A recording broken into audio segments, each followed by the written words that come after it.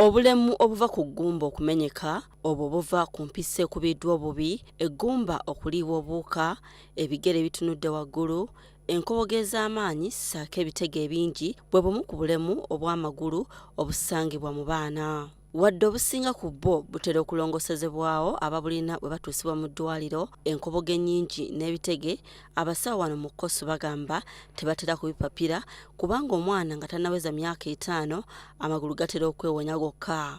Era omwana atwaliddwayo ng'ali wansi w'emyaka egyo bakola kimu kya kumulondoola n'okunoonyereza ekizibu ekyo kwe kyava. Kati ng'abaana abamu baba balya emmere nga terimu kiriisa kya vitamini D. Kati abaana ng'abo tubawa eddagala eribaza mu vitamini D, ne tugenda nga tubalaba mpolampola tulabe engeri gye yakyukamu.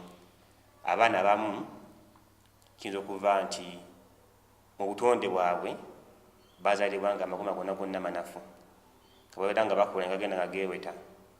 Kati abaana abamu kwobo tuba tugenda kubaddibwa nnyini okuleeta ekizibu ekyo bwe tujjanjaba. Ate abaana abamu kijjabuze tekyo nekikola ki nekyetwala kyokka.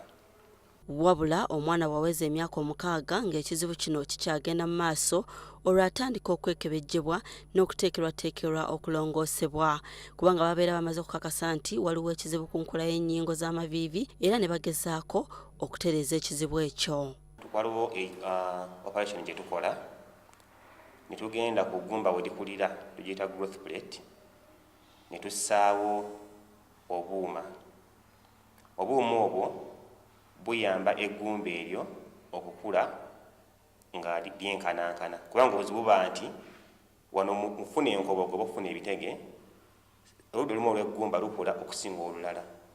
Katugenda awo eggumba we likulira ne tussaawo obuuma ne buziyiza okukula ennyo ku sayidi emu, kasayidi n'eritali neekola bulungi. Kati weeteerera obulungi nga tukola ki nga tubujjamu. Kyokka omuntu teyandiikiriziddwa kukula nnyo kubanga ate okulongoosa kweyongera okuba okuzibu. Kati oyajja nga basizima nga 14 nga bagikyusizza, eggumba libeera lyegasse we likulira nga tokyasobola kukola ki kussawo obuuma obwo. Kati kye tukola tuba tulina okukola operation endala nga eggumba eryo tufuna we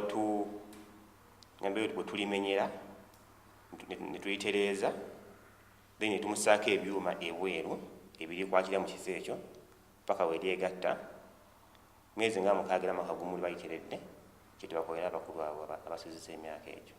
Olw'okuba okugema kusinga okuwonya, abasawo bagamba nti okuliisa abaana emmere egumya amagumba ng'eneebeeramu ekirungo kya vitamini D, ebizibu mu magumba bino ebimu biyinza okwewalibwa.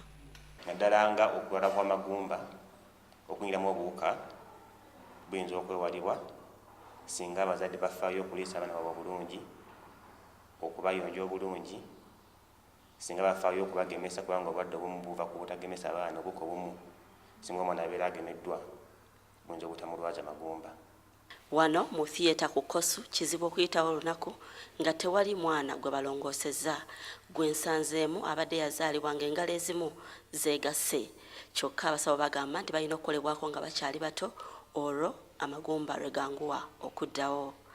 Irene Namyalo, NTV Akawungeezi.